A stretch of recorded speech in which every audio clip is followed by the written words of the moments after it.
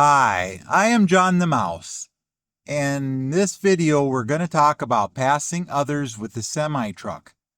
Not as easy as some people would think. Hello, I'm Little John, and I'm new to the trucking industry. I'm going to take you through some of the challenges of passing on a two-lane highway with a semi-truck. Passing other vehicles on a two-lane highway is a common and necessary skill for semi-truck drivers. Proper execution is crucial for maintaining safety on the road. In this video, we will cover the key strategies and techniques for passing safely and efficiently on a two-lane highways. Before attempting to pass another vehicle with a semi-truck, there are several important factors to consider. You'll need to consider the size and weight of your semi-truck when deciding whether to pass another vehicle. Remember that a semi-trucks require more time and space to accelerate and decelerate compared to smaller vehicles. Take into account the size and speed of a vehicle that you're passing to ensure the safe and efficient pass. One of the primary risks is limited visibility, as the size of a semi-truck can obstruct your view of oncoming traffic. Another important factor to consider before attempting to pass is the visibility of oncoming traffic. Scan ahead for vehicles on approaches and side roads that could pull out onto the highway. During farming and planting seasons, you have different road conditions. You have a lot more slower traffic pulling out from fields and ditch lines in the presence of curves and hills that will impact your ability to safely pass. Make sure there is enough clear space ahead of you to complete the pass without putting yourself or other vehicles at risk. Firstly, you must assess the speed and distance of the vehicle you're trying to pass. Make sure there is enough space for you to safely pass without cutting too closely in front of other vehicles. What is the maximum speed you can pass at? Sounds kind of like a funny question to ask, but if you got a speed governor, you can't go over a certain speed limit. That's important for safety of your overtaking of a vehicle. That in return is going to take longer to pass someone. You also have to take that into account before you pass another vehicle. For myself, before I pass the person, they have to be going 5 miles an hour slower than what the speed limit is that I am traveling before I will pass them, and that I can go over 5 miles an hour. That gives me 10 miles an hour to pass the vehicle. Now, this is also what the Pennsylvania DOT also agrees on, is also that 10 miles an hour over should be a minimum of passing somebody else. It is also crucial to maintain a safe following distance from the vehicle ahead of you to allow for a smooth and safe passing maneuver. Let's look at a California law under Article 3, overtaking and passing. On a two-lane highway, no vehicle shall be driven to the left side of the center of the roadway in overtaking and passing another vehicle proceeding in the same direction unless the left side is clearly visible and free of oncoming traffic for a significant distance ahead to permit such overtaking and passing to completely made without interfering with the safe operation of any vehicle approaching from the opposite direction. Now, that's been on the books since 1973. This is what I use in my planning to pass others with.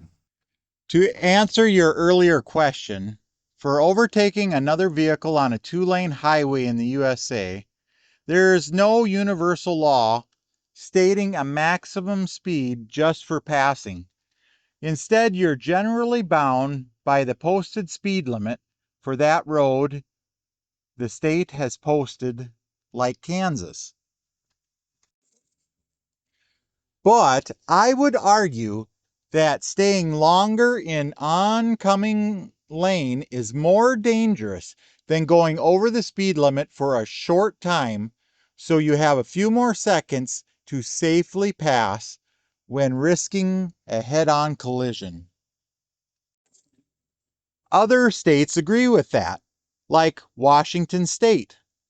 That a person following a vehicle driving at less than the legal maximum speed and desiring to pass such vehicle may exceed the speed limit, subject to the provisions of RCW 46.61.120 on highways having only one lane of traffic in each direction, at only such a speed and for only such a distance as is necessary to complete the pass with a reasonable margin of safety.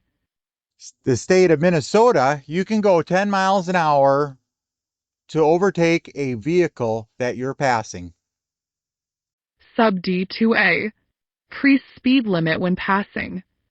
Notwithstanding Subdivision 2, the speed limit is increased by 10 miles per hour over the posted speed limit when the driver is on a two-lane highway having one lane for each direction of travel, is on a highway with a posted speed limit that is equal to or higher than 55 miles per hour, is overtaking and passing another vehicle proceeding in the same direction of travel, and meets the requirements in Section 169.18. So how do we figure out the precise timing and execution to avoid accidents and ensure the safety of all road users? First, we need to look at a few laws to know what kind of space we need to give the oncoming traffic before we have a head-on collision. Sub D5. Driving left of roadway center, exception. No vehicle shall be driven to the left side of the center of the roadway in overtaking and passing another vehicle proceeding in the same direction unless such left side is clearly visible and is free of oncoming traffic for a sufficient distance ahead to permit such overtaking and passing to be completely made without interfering with the safe operation of any vehicle approaching from the opposite direction or any vehicle overtaken. In every event, the overtaking vehicle must return to the right-hand side of the roadway before coming within 100 feet of any vehicle approaching from the opposite direction. Minnesota, you can cut it close. All you need to be is back 100 feet away from the person to have a head-on collision. Washington State, Clearly visible and is free of oncoming traffic for a sufficient distance ahead to permit such overtaking and passing to be completely made without interfering with the operation of any traffic approaching from the opposite direction or any traffic overtaken. In every event, the overtaking vehicle must return to an authorized lane of travel as soon as practicable, and in the event the passing movement involves the use of a lane authorized for vehicles approaching from the opposite direction before coming within 200 feet of any approaching traffic. before coming into 200 feet away from a person to have a head-on collision. Now, the next thing I think we need to know is how much space do we need for the vehicle that we are passing? How much space do we need to give them? South Dakota doesn't give you distance in feet. The driver of any vehicle overtaking another vehicle proceeding in the same direction shall pass at a safe distance to the left thereof. The driver of an overtaking vehicle shall pass at a safe distance to the side of an overtaken vehicle, and may not cut in front of the latter until safely clear of the overtaken vehicle.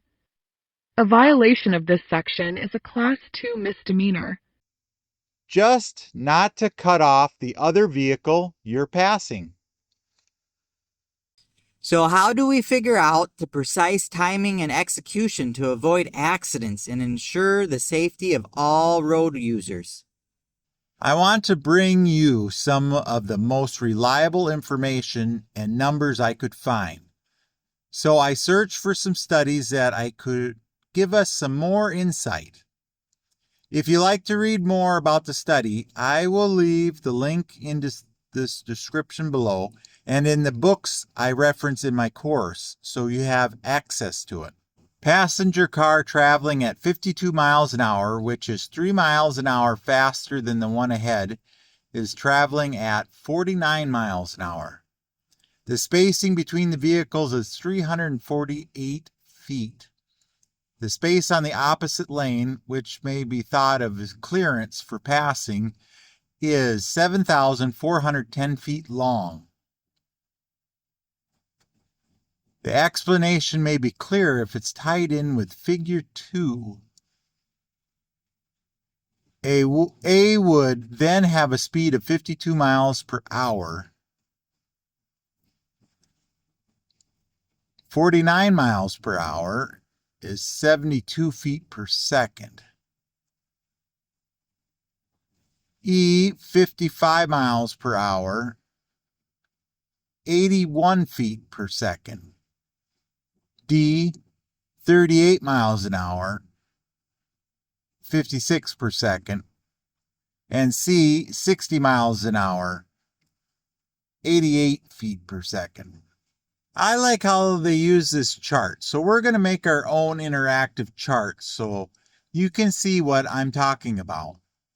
I will give you my exact information on the speed of my truck I'm driving for as an example. I am 68,000 pounds gross on flat ground. It takes 30 seconds to get from 60 miles an hour to 70 miles an hour. Now remember, the max weight of 80,000 pounds is going to take a little bit longer, but this is going to give us a starting point for our example. The semi-truck and trailer is 72 feet long.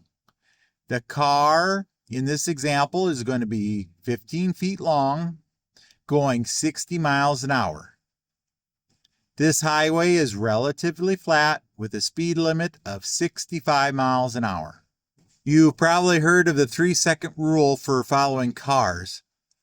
For a semi, it takes a little longer to stop than a car.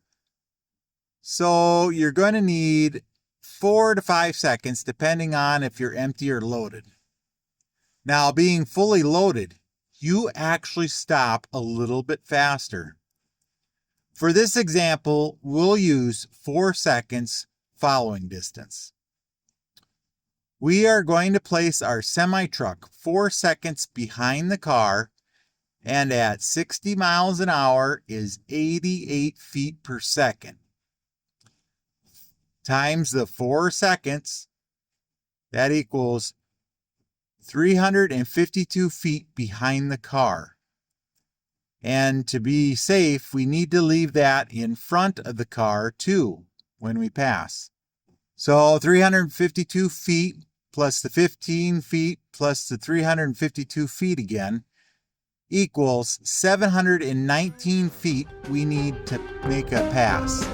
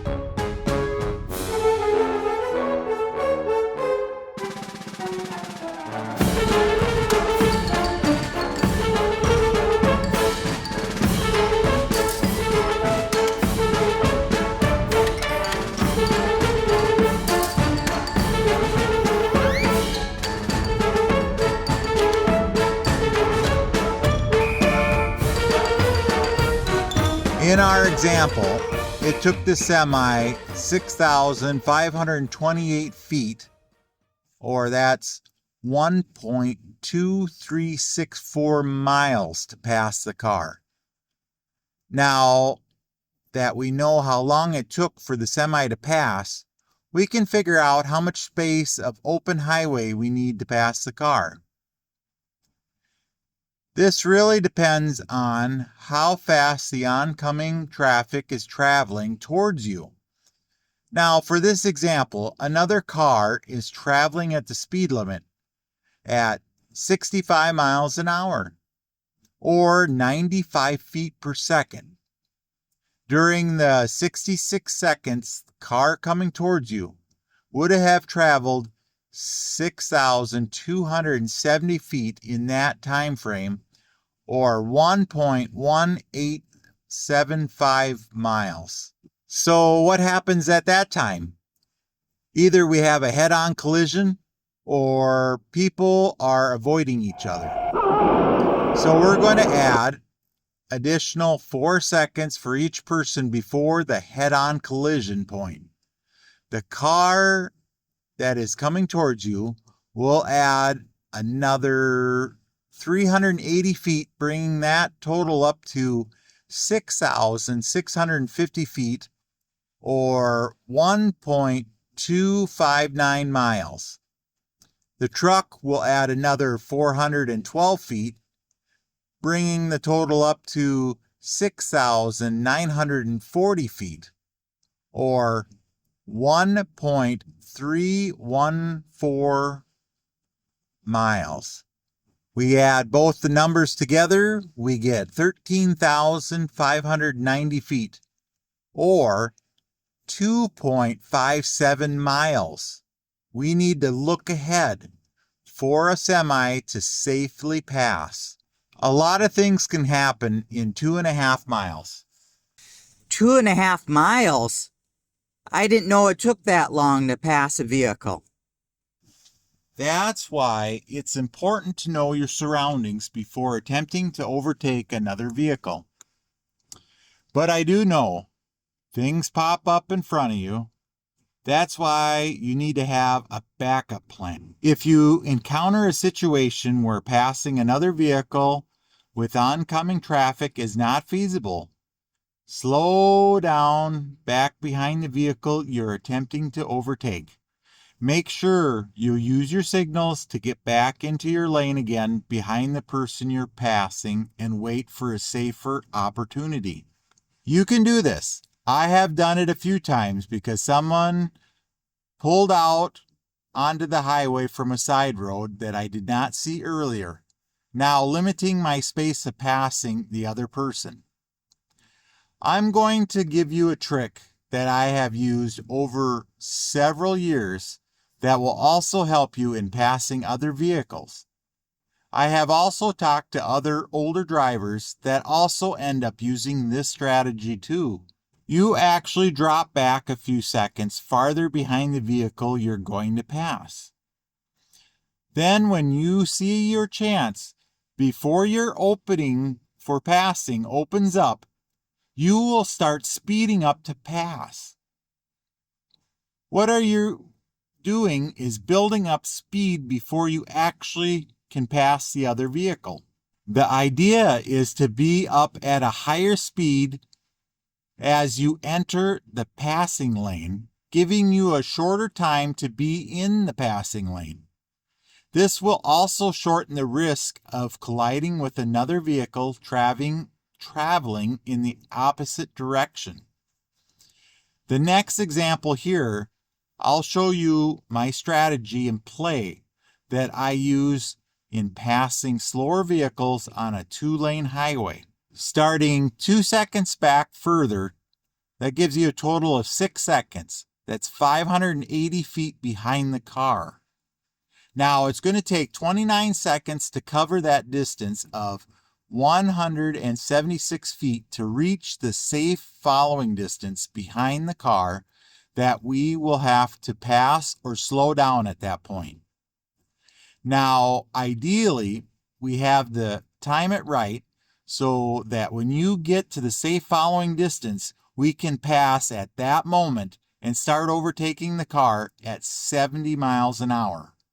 Just like before, another car is traveling at the speed limit at 65 miles an hour or 95 feet per second. During the 50 seconds, the car coming towards you would have traveled 4,750 feet in that time frame, or 0.9 miles. Just like before, we're also going to add in 4 seconds for each person before head-on collision point. The car that is coming towards you will add another 380 feet, bringing the total up to 5,130 feet, or 0.97 miles. The truck will add another 412 feet, bringing the total up to 5,536 feet, or 1.05 miles. We add both numbers together, we get 10,666 feet, or 2.02 miles that we need to look ahead for a semi to safely pass. We saved ourselves 16 seconds in the passing lane. That would be 2,924 feet, or 0.55 miles extra that we would need to safely pass. Now that we know what distance we need to overtake a vehicle, we are, example, weight and speed, we can move on to planning the next moves. Now, in addition to timing, proper planning is a key to successful pass with a semi-truck. When planning to pass, be aware of any upcoming curves, hills, or intersections that may affect your ability to pass safely. By carefully considering these factors before attempting to pass, you can help ensure a safe and successful maneuver on the road. Next, you're going to use your mirrors and signal to indicate your intention to pass. Leave a safe distance between your truck and the vehicle you're passing, and always be prepared to quickly return to your lane if necessary. Stay focused and avoid distractions to ensure a smooth and safe passing maneuver. Check your mirrors and blind spots again to make sure there are no vehicles approaching from behind. There has been many times where a car will zip right around you when you're in the process of passing. Signal your intention to pass and hammer down into the left lane only when it is safe to do so. During the passing stage, the key danger to be aware is the potential for head-on collisions. If a passing maneuver is not completed with caution, there is a heightened risk of colliding with vehicles traveling in the opposite direction. Once you have passed the vehicle, be aware of your surroundings and make sure you signal and move safely back into the right lane. Overall, passing on a 2-lane highway in a semi-truck requires a high level of skill, attention to detail, and awareness of the surrounding environment. By understanding the risks and dangers involved and implementing safe passing techniques, drivers can navigate these situations confidently and responsibly to reach their destinations safely. By understanding the proper methods for passing with a semi-truck, you can navigate highways and freeways with confidence. Lastly, always be patient and avoid aggressive driving behaviors when passing others with a semi-truck. It is important to remember that everyone on the road is trying to reach their destination safely, and rushing or making risky maneuvers can jeopardize the safety of yourself and others. By being patient, respectful, and considerate of other drivers, you can navigate the roadways with confidence and promote a culture of safety and respect. By following these guidelines and practicing good judgment, you can become proficient in the art of passing others with the semi-truck on a 2-lane highway. There is one more thing that I'm going to talk about that can help you get some experience passing with a semi on a 2-lane highway. I would like to point out using a video game American Truck Simulator to simulate passing scenarios to give you more practice. Passing other vehicles on the road can be challenging, especially when driving a large commercial vehicle. It is important to understand the proper techniques and safety measures to ensure smooth and efficient passing maneuvers. By practicing these scenarios in a controlled environment, you'll be better prepared for real-life situations on the road and improve your passing skills with a semi-truck. I don't think this will ever replace real-life experience, but I do think it is a good addition to help gain some experience with minimum cost. During various simulated scenarios, you'll have to navigate through traffic and deal with slower moving vehicles that you practice in passing, then safely merge back into your lane. Another area where simulated scenarios could really come helpful, especially in training for inclement weather conditions. When passing in these challenging conditions, such as bad weather, it is crucial to maintain a safe following distance from a vehicle in front of you. Reduced visibility and slick road conditions can make it difficult to judge the distance between your truck and the vehicle you're passing.